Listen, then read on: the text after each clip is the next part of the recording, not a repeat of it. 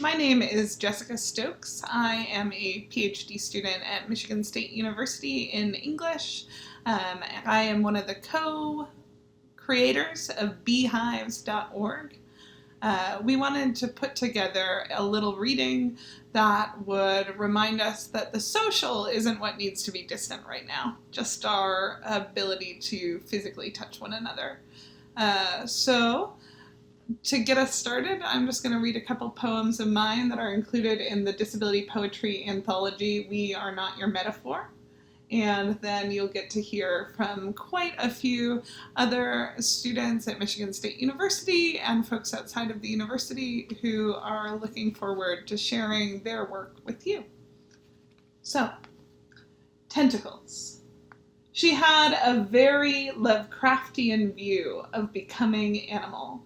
A degeneration into old ones, old gods, old ways, old hate.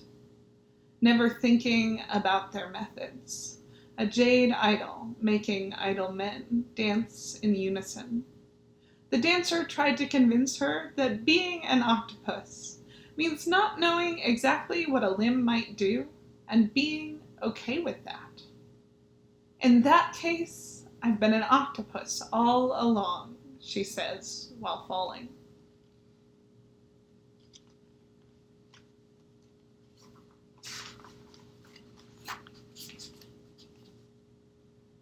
This poem is universal, I promise. Call me the everyman, the kind of guy you want to have a beer and catch the game with. Please ignore that when I had to break the seal, I went to the bathroom with the rustic W and wished there was one with no letter at all. This poem is for you. And now I'm feeling numb from the beer. You know the feeling. I'm certainly not feeling numb for some reason you wouldn't understand.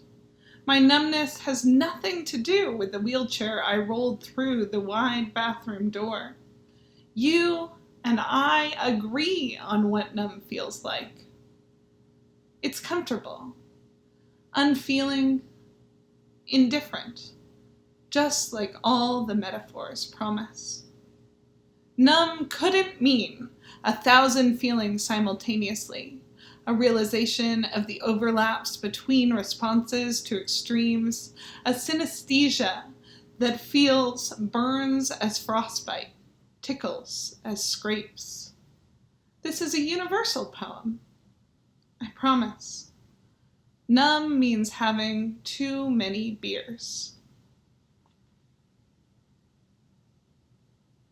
You don't drink beer?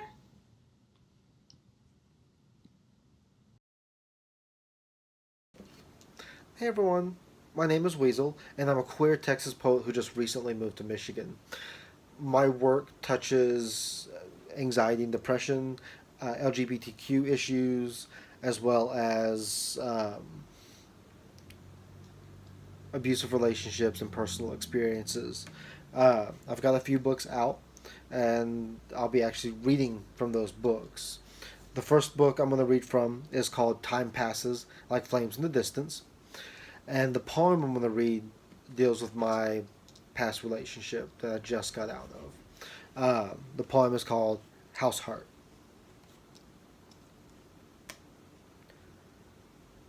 You were a bad story.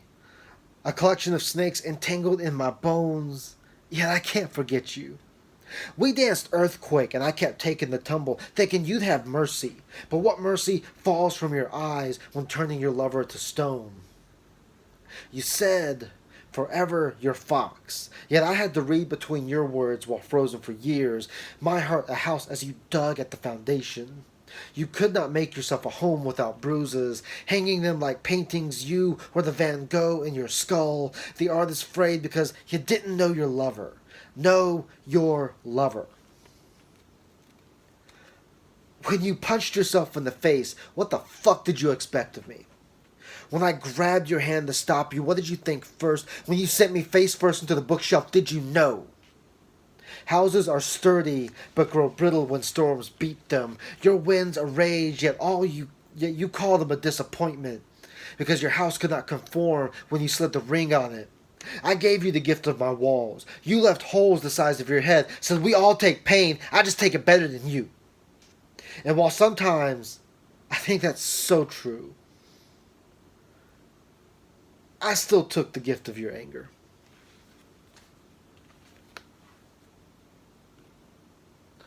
Uh, the next poem I'm going to read is it is a Texas poem through and through. Uh, so in Texas in the summer, which is year round, we get roaches. We get a lot of them. So this poem is called Roaches. I shudder when I see them on my stove. Fluttering wings in the darkness, jutting out erratic spasms when the lights flush on. There's an infestation somewhere. Otherwise, they wouldn't hang around as often as they do.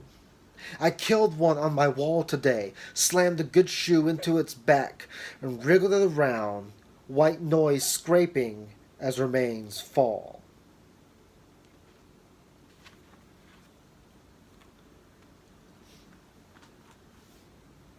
And my last poem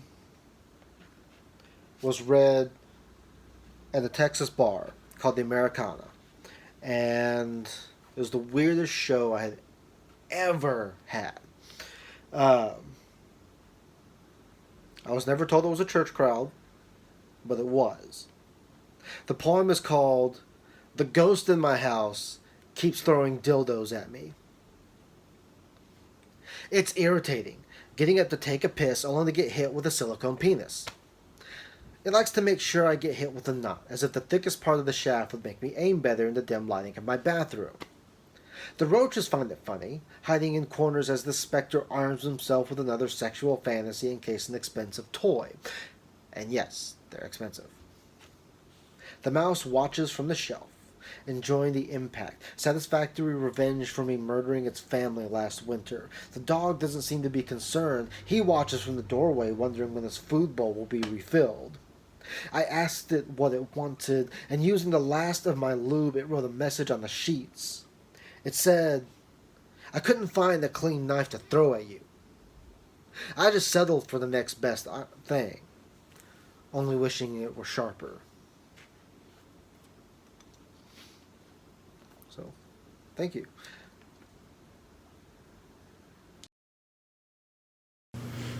My name is Bruno. I have a poem called Rainwater Laundry, Midwest Moralism. The current moral quandary is about doing laundry when it's raining. The kayak flips, fills with water, becomes heavy, bulging, swollen, bloated. Empty the vessel with a bucket full of holes, shot through. How did you get yours? It seems to ask you, gurgling as you use its mouth for emptying. The lips of the kayak sneer at your effort. You are soaked, and the rain hurts your skin, pours out of you. The head of your father shakes, and now you're doing a load of laundry in spite of the rain outside. Wasteful. Take the chair cushions inside as a compromise to the rain. Hope they aren't already soaked enough to grow mold. Add a bucket of rainwater to the washing machine to make the process more organic. Lightning mocks you as you try to flip the kayak, in the storm. Hello, I am Michael Stokes, a PhD student at Michigan State University and a weaver of shaggy dog puns. There was once a chameleon that had crafted multiple kinds of pasta out of fruit. He was using it as ammunition to shoot from a homemade catapult. He was a very DIY type.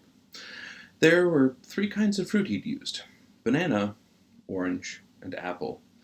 Now, the banana, because it was long and tubular, made excellent penne, and with that level of aerodynamics, it made it 20 meters away from the tree.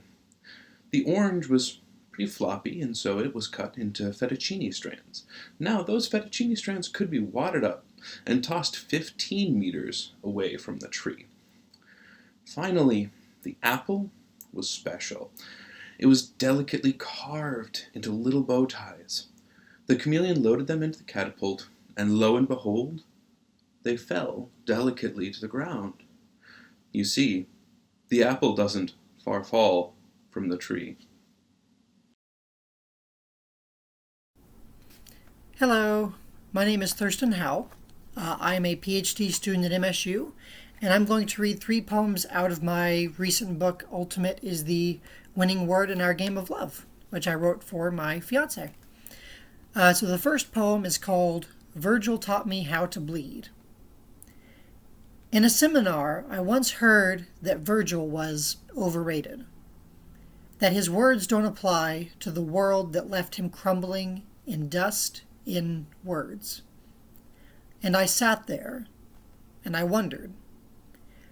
Maybe the person didn't know that Virgil challenged everything there was to challenge about being natural.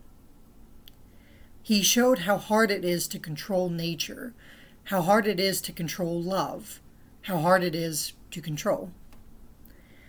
And in the Aeneid, he wrote about a hero who had found Rome, who wanted to found Rome free of blood. He did it by abandoning his lover who killed herself. He did it by killing his enemy Turnus on the new soil. When Turnus bled, his shadow fleeing, screaming, into the underworld, Aeneas had founded Rome. Virgil didn't believe creativity was a sacrifice. He believed that order was overrated. When I put pen to paper, my words slaying as many as I create, who gets loved, and whose souls go fleeing, screaming, into new depths. The next poem is called And Milton Taught Me What Falling Was Like. 9 times the spaces that measure day and night. That's how far Satan fell from heaven to hell. Writing is kind of like falling, isn't it? I didn't ask to be a writer, publisher, editor. I didn't ask to be gay, bigender, HIV positive. It's like I lived in this white, identiless state, up in some flavorless, odorless clouds of precipitation. And then I was hurled headlong, flaming from the ethereal sky. But writing doesn't have a destination. I'm still falling, 9 times the space. But I've lost track of day and night. And the last poem I'm reading is called But It Was Barker Who Taught Me How to Be Immortal. Clive Barker jokes that every person is a book of blood, read when opened. But I imagine what I would look like. On my left shoulder, you can see where my dad called me a faggot. On my right ankle, you can see where my mom said I was just going through a phase. On my stomach, just there, you can see where my grandma said I would get HIV.